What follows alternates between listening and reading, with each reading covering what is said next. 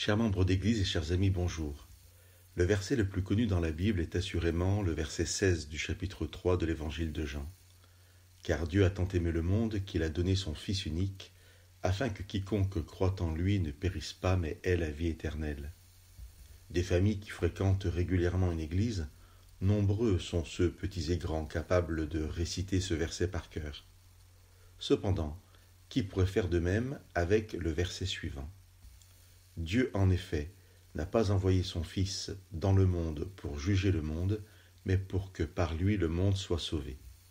Jean 3,17 ne parle plus ni de foi ni de croyance, mais de l'œuvre accomplie par Jésus qui nous permet d'être sauvés.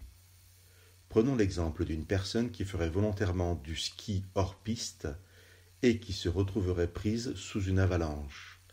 Est-ce que les pompiers viendraient sauver cette personne malgré sa responsabilité dans cette situation? La réponse est bien sûr oui. C'est de cela dont parle le verset 17 de Jean 3. Jésus n'est pas venu pour juger le monde, mais pour une œuvre de sauvetage. De toutes ces personnes qui connaissent le verset 16, il y en a qui croient que ce verset ne les concerne pas, qu'elles ne sont pas dignes d'être sauvées. Elles croient, mais n'ont pas l'assurance de la faveur de Dieu. C'est pourquoi ce verset 17 est si important.